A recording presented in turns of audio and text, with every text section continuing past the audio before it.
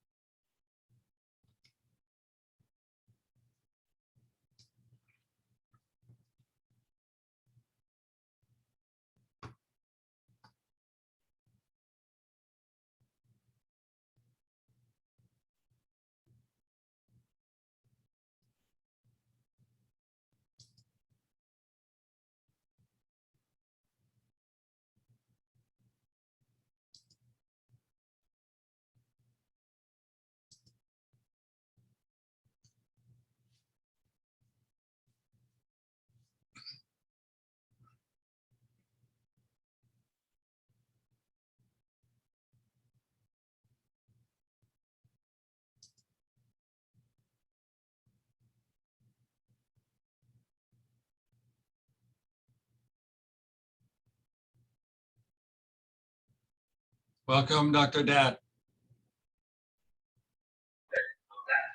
Hi, Thầy. How are you? Good. It's good to see you. I'm glad you are well. Yeah, good to see you too. We are on okay right now. Thank you very much. Okay.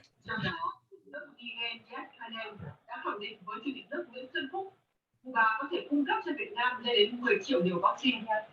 Và chuyến thăm này, các bộ của hai nước sẽ triển khai thỏa thuận này, trong đó có cả vaccine dành cho trẻ em. Chuyến thăm lần này thể hiện trên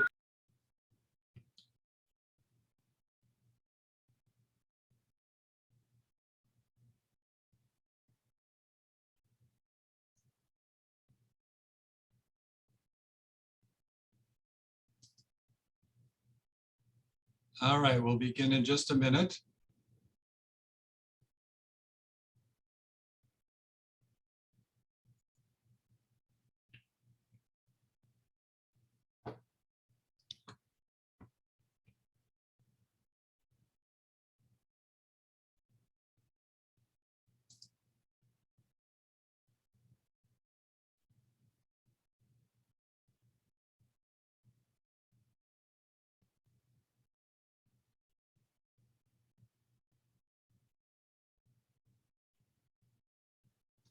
Well, welcome everyone. We're delighted to have you join us. I'm especially pleased to introduce, some of you know, Dr. Jung-Sin Yu is one of my colleagues here at the University of Oklahoma. She's joining us because she's going to be our guest professor next month, presenting some pediatric pathology cases. And so I invited her to come along to see kind of how things go with things today. So I'm going to begin by just sharing a couple of radiographs. This is our first case today.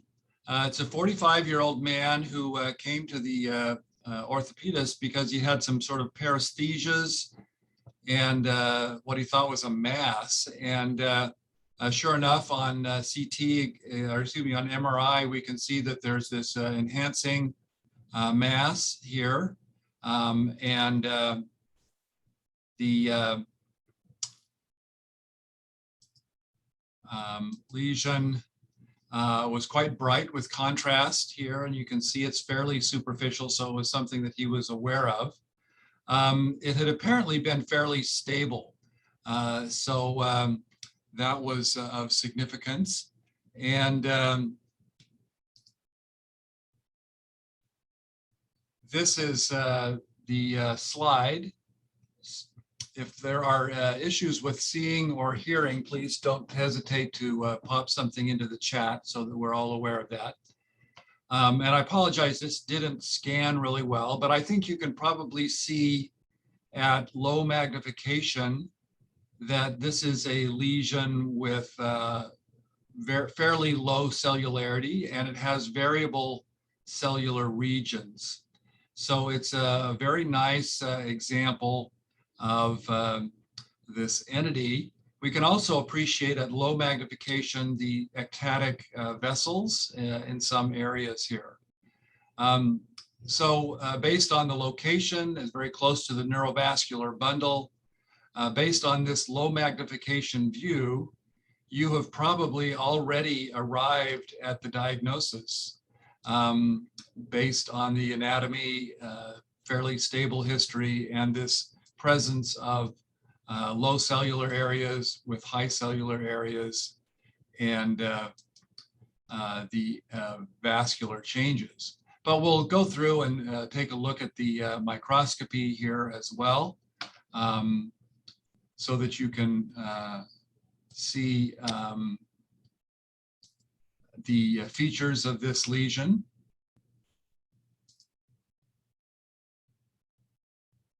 And as you can see, it's composed of spindle-shaped cells, not a lot of atypia or pleomorphism to these cells.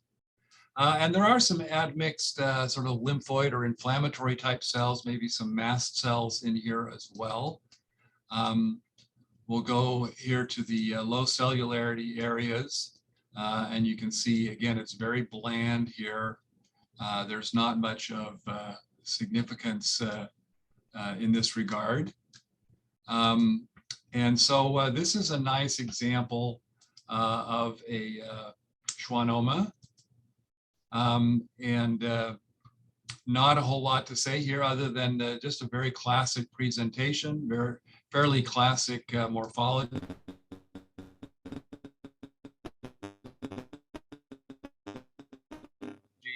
And I'm sure as you looked or previewed the slides that you probably arrived at that diagnosis as well. A few more still coming in here. So welcome to those who joined us a little bit after the hour. This is a nice example of a schwannoma. Immunohistochemistry, of course, we would expect this to be S100 positive, which this was.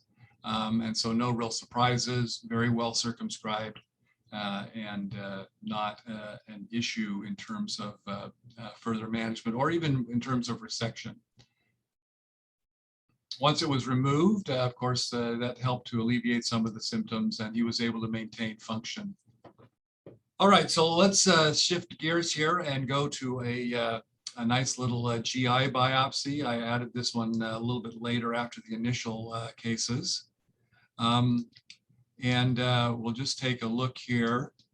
Kind of my approach today is to just to give you a little hint, is to use some lesions that have similar wording in their names. And so this lesion, obviously a mucosal biopsy, a little polypoid lesion in the large bowel. This is colon, not particularly symptomatic, but you can see here that there's something a little bit busy in the stroma here between the glands, and it's sort of spreading them out a little bit.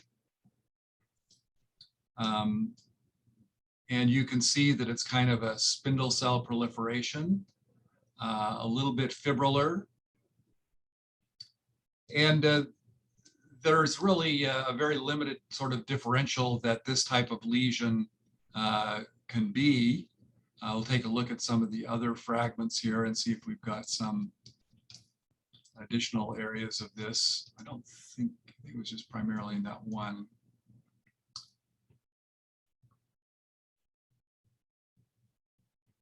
We do have what looks to be a serrated polyp here as well. So sometimes they'll biopsy 2 lesions in the same bottle, of course, and here we've gotten a little serrated polyp. Not a lot of deep glandular dilatation. So either a hyperplastic polyp or a serrated adenoma. And so based on what you see in this slide here, here's a little bit more of that change. You probably gotten to the sense that this is a spindle cell lesion of the mucosa, and the differential is essentially that of a mucosal Schwann cell hamartoma, maybe a perineurioma, or other sort of lesion. You might consider a gist, but usually gysts do not extend into the mucosa like this. And so that would be excluded based on the morphology and location. These lesions will typically be S100 positive as well. They'll be negative for EMA or negative for any of the other concerning markers, CD117 or other sorts of things that you might expect with that sort of presentation. It's important to recognize these just so that people don't overreact to them. Because this is not a lesion that requires any follow-up. It's not associated with any syndromes, at least as far as we know at present. So mucosal Schwann cell hamartoma, not a schwannoma in the true sense that what we've just looked at, but a nice example of the entity that shares at least one word in the title. We'll go on to another lesion. This actually may be another example of that entity, if I recall correctly.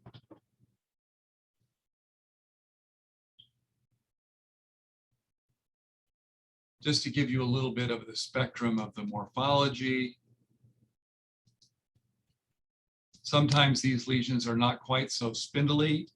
This is a similar lesion, not as cellular or spindly, but you can see that it is a stromal abnormality in the mucosa that would fall into that same rubric of mucosal Schwann cell hamartoma. So any questions about Schwann cell lesions, either in the GI mucosa or soft tissue? We'll pause just for a moment to see if anybody has any questions. You can write them in the chat, or you can unmute yourself and make a comment.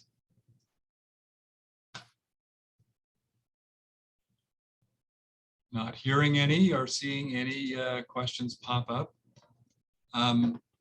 We'll go on here now to another area where sometimes the terminology is maybe a little confusing, not really a problematic area per se, but this is obviously a salivary gland tumor. And you can see at low magnification, we've got a little bit of salivary tissue over here. And then we have this nice rounded lesion with a little bit of lymphoid stroma here along the periphery. This is just noting the color here. This is sort of an amphiphilic color, sort of halfway in between pink and purple, pink and blue. And we use the term amphiphilic for that sort of lesion. So there are only a few lesions that have this kind of coloration in the salivary glands with this sort of sieve-like pattern. So that would include potentially Warthin's tumor sometimes can have an admixed, sort of mixed oxyphilic and lymphocytic coloration that can give it a little bit of amphiphilia. Not common that mucoepidermoid tumors would have that sort of coloration. And then cynic cell carcinoma. So we'll take a little closer look with that being the differential based on the coloration. I think it's pretty easy to exclude Warthin's tumor. It's not, doesn't have a really oncocytic appearance to these cells. And as we come in at higher magnification, we can see that the cells are forming little glandular nests around these spaces. There's a fair bit of granular cytoplasm associated with these cells. And you can see the nuclear features are a little bit on the atypical side here in this lesion. So this is to just illustrate one of the patterns that can be seen with this tumor. As is typical, this is usually fairly well circumscribed. It's not an doesn't have the same infiltrative characteristic that say an adenoid cystic type of tumor might have, for example, although this obviously is a carcinoma. And this needs to be managed and treated according to those precautions in that type of outcome. Let's see, there's a comment here.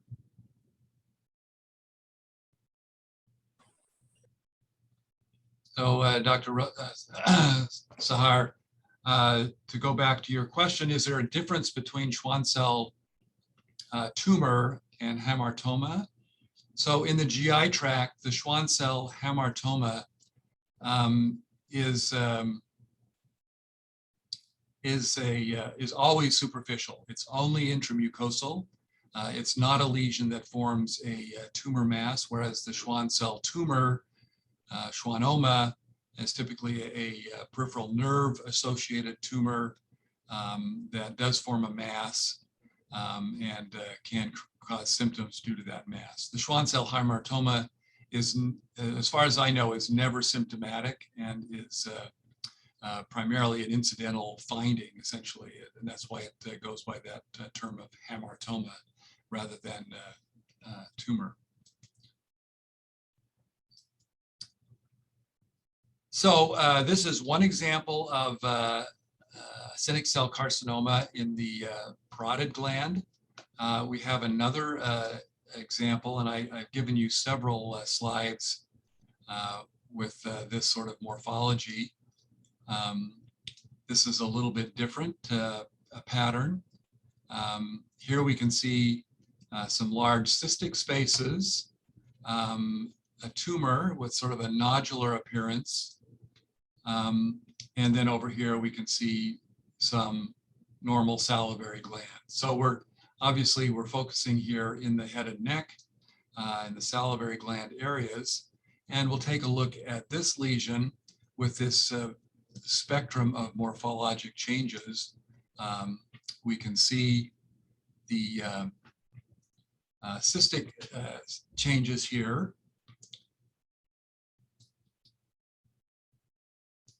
And some areas possibly of some necrosis. So we'll let this sort of come into focus here.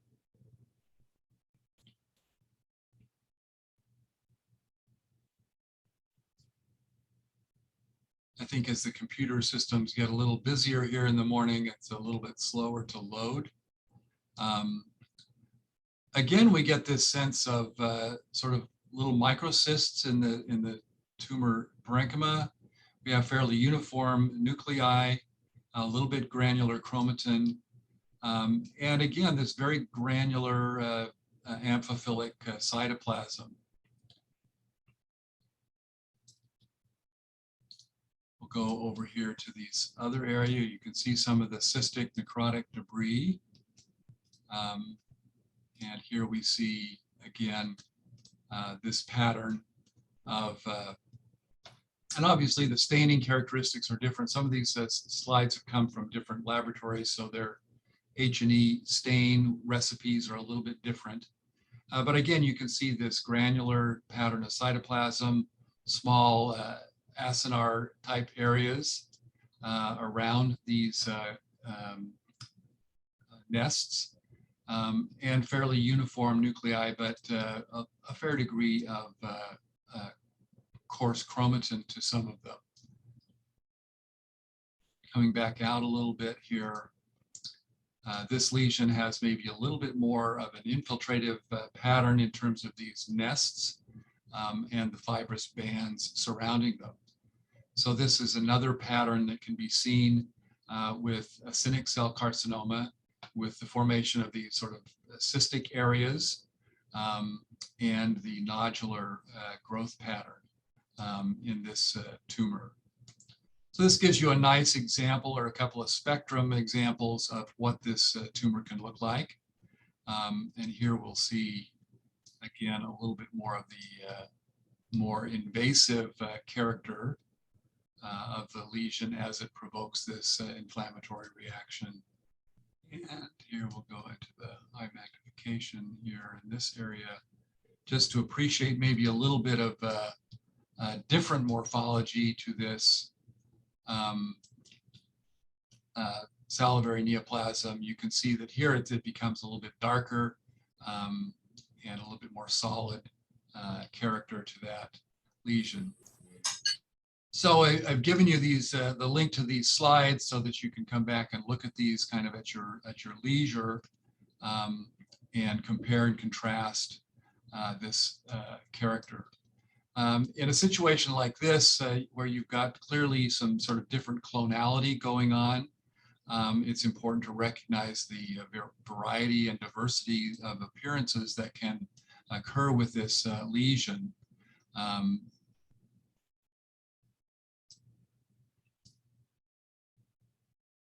Let you appreciate those differences in morphology that we can see with these acinic cell carcinomas.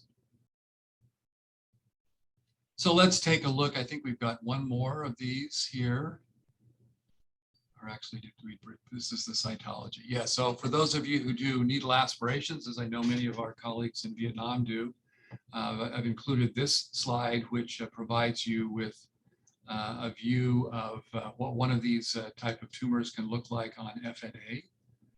And I don't know if this is going to project particularly well.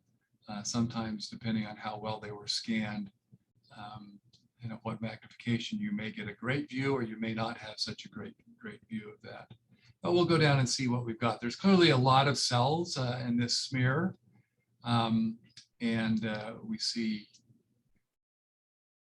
kind of the backdrop of these small clusters of cells. I think we can appreciate that there's some three-dimensionality here, but notice here that the nuclei are quite round, and that's fairly characteristic of acinic cell tumors. We should be able to appreciate on FNA the granularity to the cytoplasm, which you can see in some of these cells. And then, of course, there is some adjunctive lymphocytes here as well as a few plasma cells, which could bring into the differential, obviously, things as we've mentioned, like Werthin's tumor and so forth.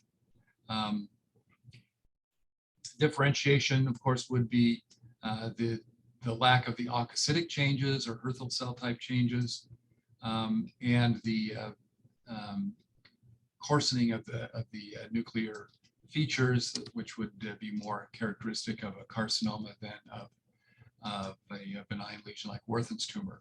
That said, however, many of the acinic cell FNA lesions do have fairly low-grade appearing nuclei, and there can be some spectrum in those lesions. So just to include this for your study and consideration as a kind of a cytohistocorrelation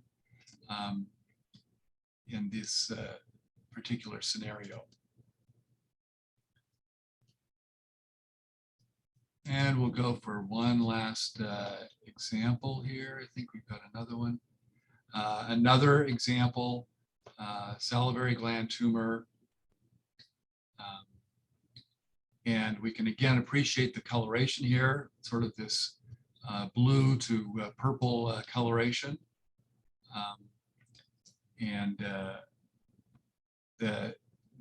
That coloration depends in large part upon both the nuclear features as well as the cytoplasmic content and how the cytoplasmic granules are going to be staining in a particular setting.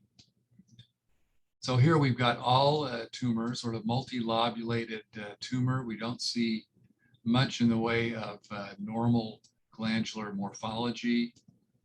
Maybe we've got a little duct here, salivary duct. So we'll go and take a look at higher magnification at this area here. And again, I think we can see there's sort of this sieve-like pattern of small cystic spaces.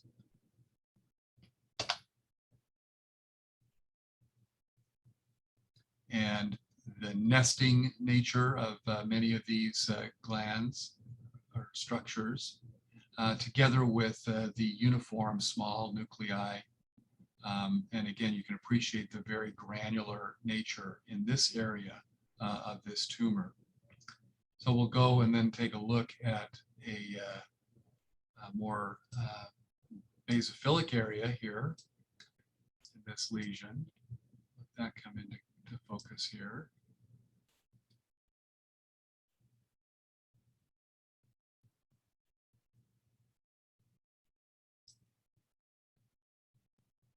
And so here we see a more diffuse and solid type of appearance. A little bit of the sieve-like pattern, but a much more solid appearing lesion. There's still a degree of nesting here.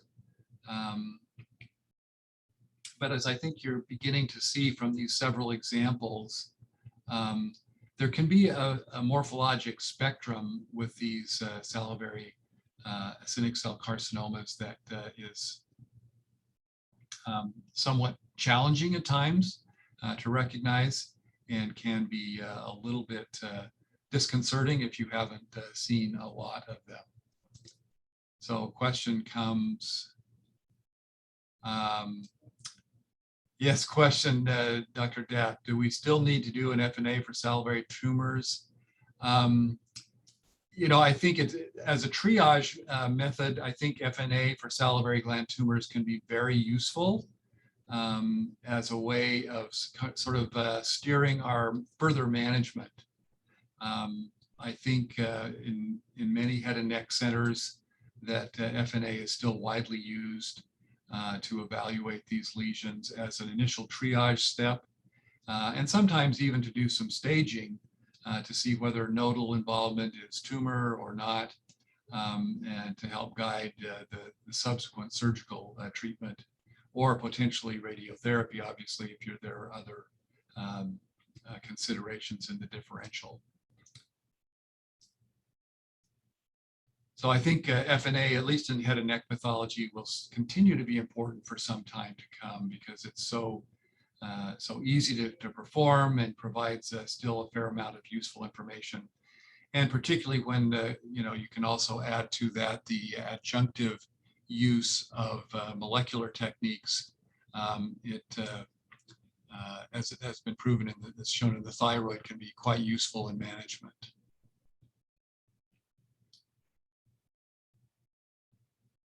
All right, so I think we'll go on to the next case here.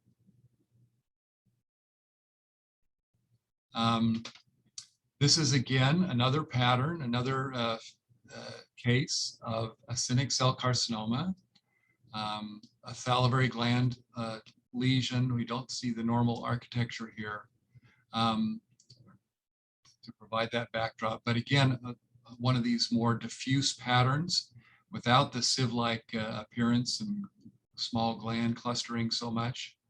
And maybe you can see there's a bit of vascular accentuation in this lesion. So it almost has this you know, vascular rimming around some of these nodules that can be seen in some of these lesions as well. Again, we appreciate the very granular nature of the cytoplasm.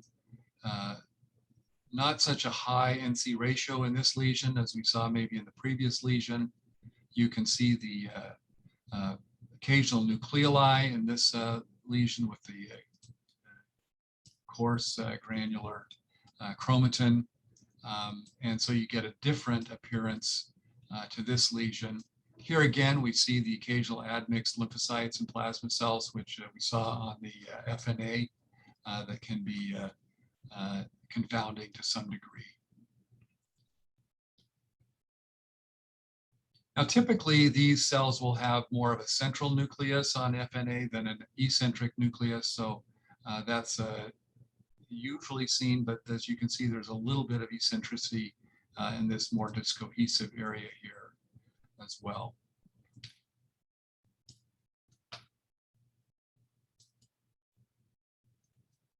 Okay, so we're going to move on and go on to this next case. As we look at this lesion, I think you may begin to wonder as well, where are we? Because we see here's some sort of ductal type structures here.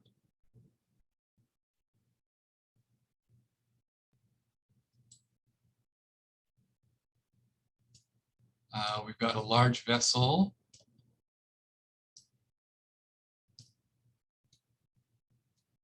So are we still in the salivary glands, or have we moved on?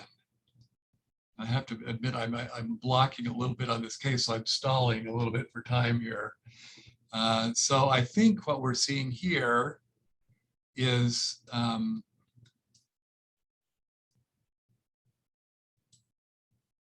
an acinar structure, but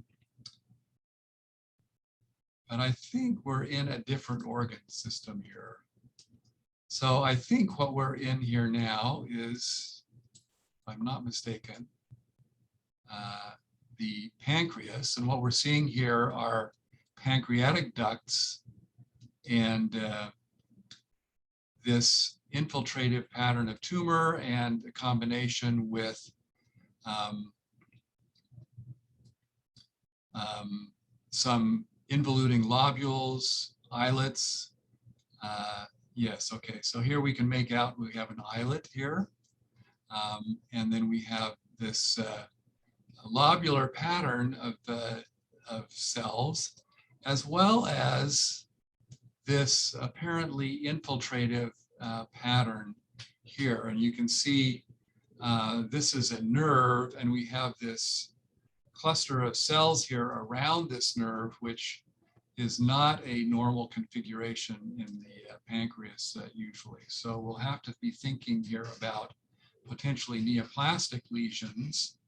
And here we can see, I think, again, sort of perineural pattern of invasion of this neoplasm. Here again, surrounding a little bit of a nerve. So we've got the diagnostic features of a malignancy. We're in the pancreas. Why would I be showing you this tumor? Well, and so this is probably a common bile duct or else the pancreatic duct that we're coming into here. I'm showing you this lesion because the name is somewhat similar, even though the morphology is relatively different. So we're looking at pancreatic tissue, lobulated pancreatic acinar tissue that is associated with an infiltrative neoplasm here that has some of the features of pancreatic acini. So here, as we look at this tumor, we see this rounded, nested characteristic that is looks very much like a pancreatic acinus. And so this tumor has a name similar to acinic cell carcinoma of the salivary glands. This is acinar carcinoma of the pancreas. And this is a tumor which can be fairly deceptive at times. It's certainly not a very common pancreatic tumor, but it occurs often enough that it can be quite deceptive, both on FNA and on surgical biopsy and especially on frozen section if we're not aware of that possibility. So as you can see, this has an infiltrative pattern. We've seen the perineural invasion. As it interfaces with these sclerotic or atrophying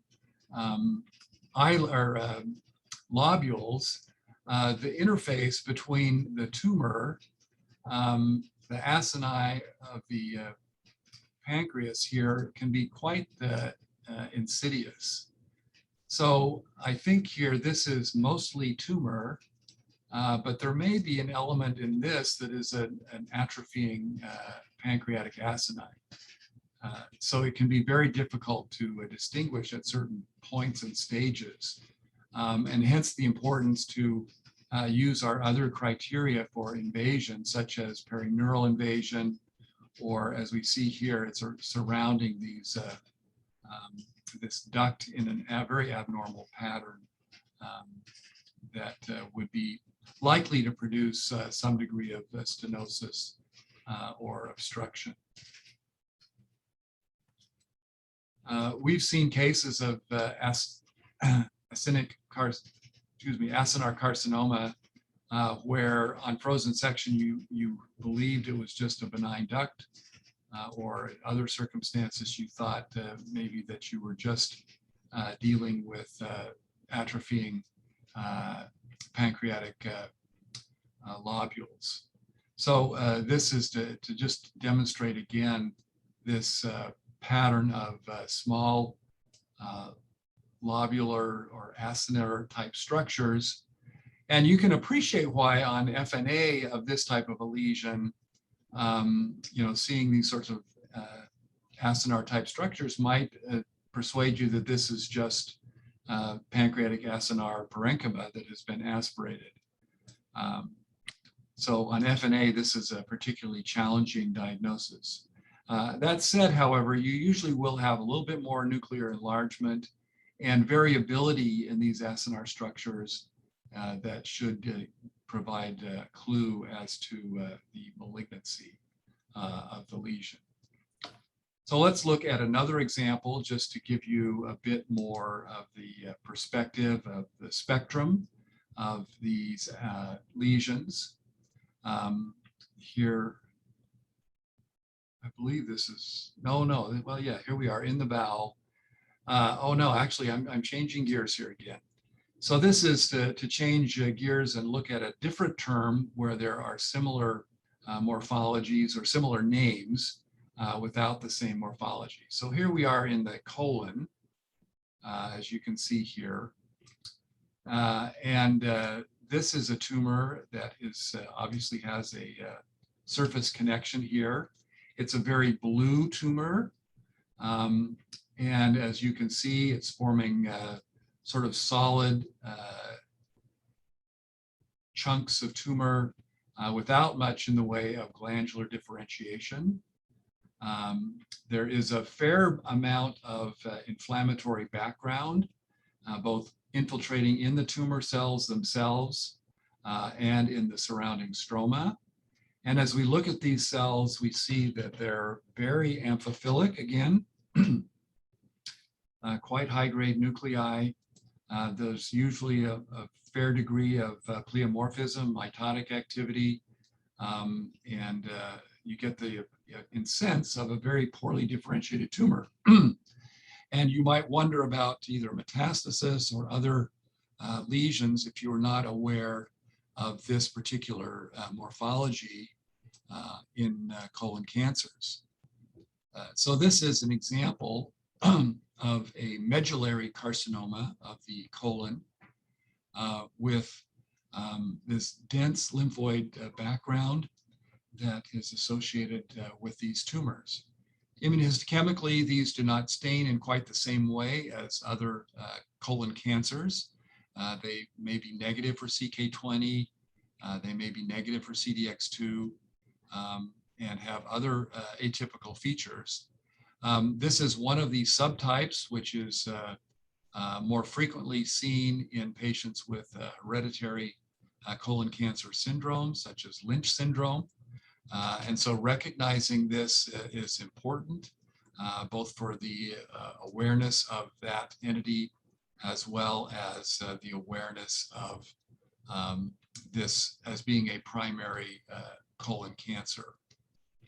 So just to reiterate that, low magnification, very blue tumor, lots of lymphoid infiltration, primarily solid nests of tumor, high grade, high mitotic rate, and associated with genetic syndromes such as Lynch syndrome.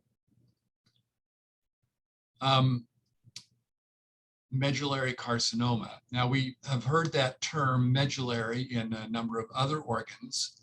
I looked for a case, tried to look for a case of medullary breast carcinoma. I could not locate one in our files right off the bat, and so I cannot share it with you. However, it is similar in terms of morphology to medullary carcinoma of the breast. Very high grade, very dense lymphoid stroma, and so forth. It does not have the same association with hereditary cancer syndromes, however. This is, however, another tumor that, as we can see, in a different organ, back up in the head and neck. Here we see the thyroid, just so Dr. Hui feels comfortable here again. Glad you could join us, Hui. The tumor has a very solid appearance. We see some cholesterol clefts.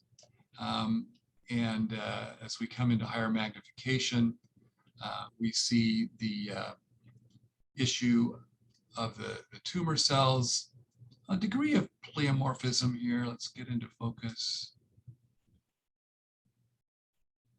There you can begin to see it.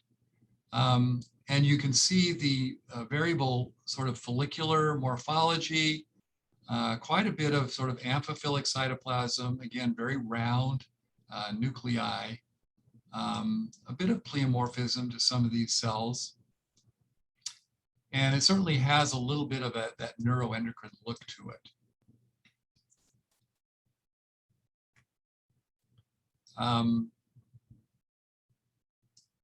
The tumor in this situation, of course, in the thyroid, you would say, well, is this a primary thyroid carcinoma? Is it a follicular? Is it papillary? Those would be our first two considerations.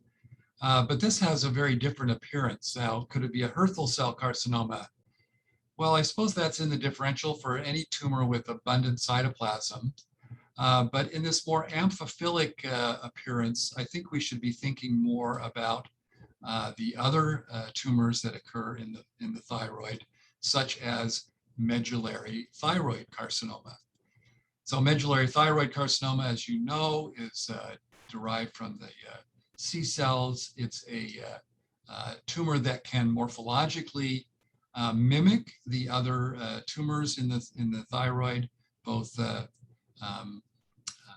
papillary thyroid carcinoma, because sometimes you will have various nuclear inclusions or features that suggest papillary tumors. It can also have a very follicular type structure, resembling follicular differentiated thyroid carcinomas. And it can occasionally look like plasmacytoma as well. It can have a very different appearance in that regard as well. The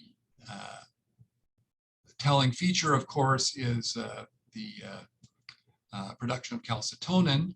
But if your laboratory doesn't have an immunohistochemical stain for calcitonin, you can use CEA, and that can be a very useful differential in this situation. So again, tumors with similar wording, same term, medullary, but a very different morphology in this case, and certainly a very different prognosis. Medullary thyroid carcinoma has an association with the multiple endocrine neoplasia syndromes, and so being aware of correlations with pheochromocytomas or other lesions in that spectrum is also important to consider. Let's see if we got one more here.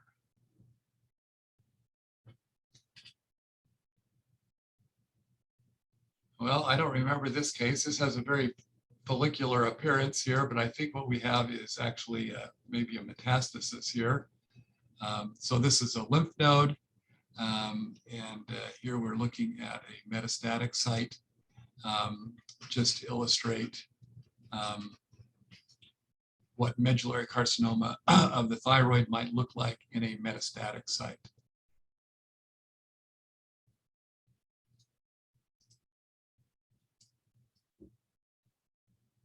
So you can see this nested pattern. Again, we appreciate the granularity to the cytoplasm, generally fairly round nuclei. And you can sort of maybe get a sense here that these have a bit of a Zellballen type of, or rounded balls of and nests of cells in this lesion.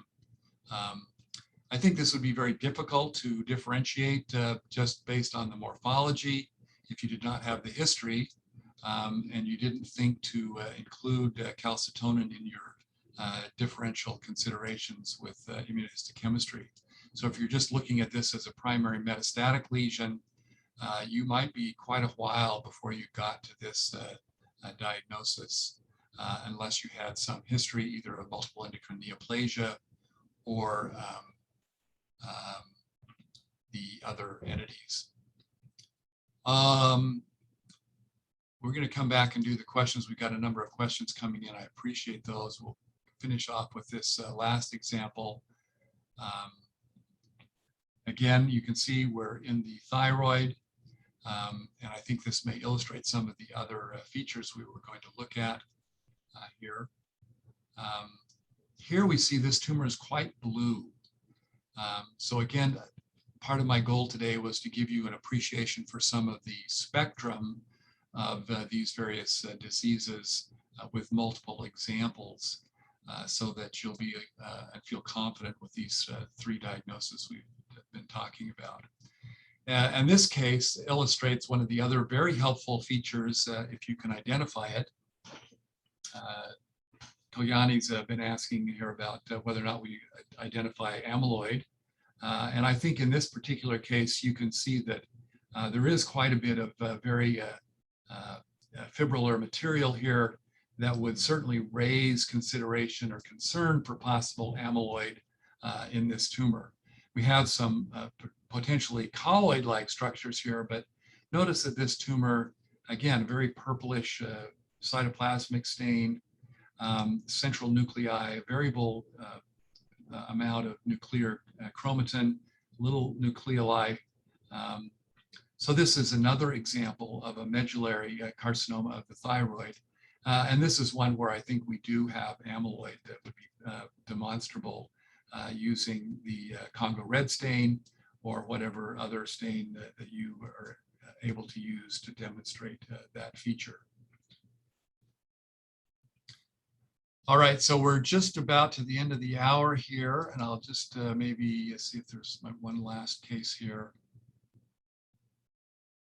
I think we'll leave this case for another time. This was a juvenile polyp. One of my residents is working on this topic for path outlines, and I just thought this was such a cute little example, we would include it. Juvenile polyps, nicely demonstrable with this edematous stroma, dilated glands, no arborizing smooth muscle, that sort of thing. So let me turn to the questions that have been asked and allow you to ask any additional questions or make comments. Dr. Tu, some reports say that the loss of SMAD4 expression is very helpful to confirm pancreatic ductal adenocarcinoma. So could you comment on the value of SMAD4 in pancreatic adenocarcinoma in terms of diagnosis? Well, I will say that it is certainly one of the definitive molecular events that is occurring with pancreatic ductal adenocarcinomas. It's a very important step in the carcinogenesis. It's not a tool that we use routinely in making the diagnosis of adenocarcinoma at this point. However, I will say that we are beginning to see many, many more very, very narrow needle core biopsies that can be very challenging because they don't have perineural invasion, or they don't have the incomplete glands, or they don't have a misplaced structure.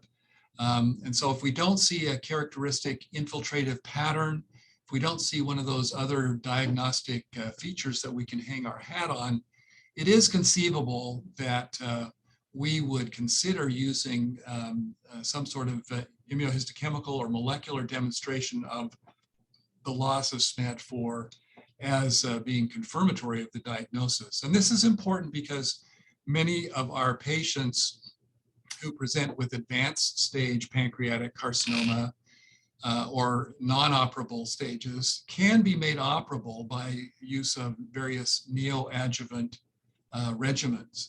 And so we need a demonstration, or we need tissue to confirm a diagnosis of adenocarcinoma so that they can be started on those regimens and potentially then brought into a stage where they may be operative candidates.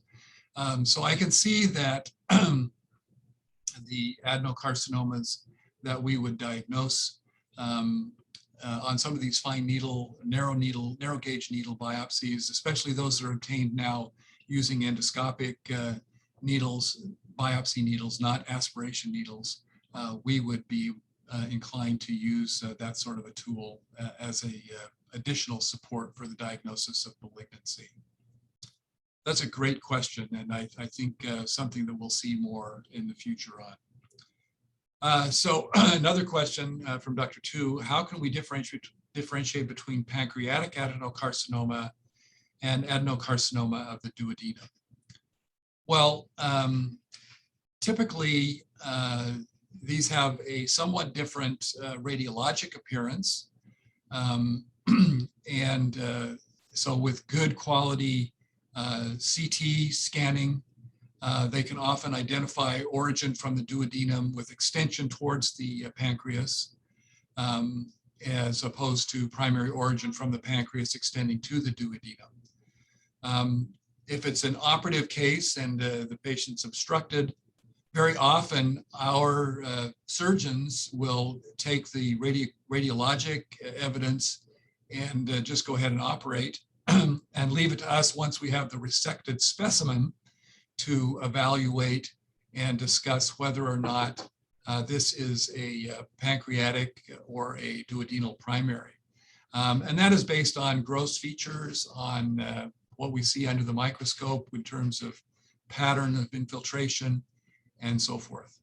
That said, I will say that most duodenal adenocarcinomas tend to be of the more intestinal type of adenocarcinoma, and therefore something that we would be able to differentiate a little bit based on morphology. Ductal carcinomas of the pancreas tend to be a little bit better differentiated, more of the mucinous type. And so that can be differentially helpful as well. So that's a very good question, and it's not always possible, but usually based on the pattern of extent and infiltration and the microscopic morphology, we would be able to make that distinction. There could be some other differences that may be useful as well, particularly, for example, if you have loss of one of the mismatch repair proteins in a tumor, that may be more likely to be a duodenal primary, sort of intestinal type of tumor. Well, that brings us to the end of the hour. I'll stick around for any additional questions that people may want to ask. Thanks so much for being with us. And again, Dr. Yu will be our guest professor next month with some delightful and challenging pediatric cases for you. And we will post the video of this shortly. You're also welcome to go back and review the slides, and always available to take questions from you by email or otherwise at any point. I do appreciate your time and attention, and I want to express my love and appreciation for you very much as well. So thank you so much.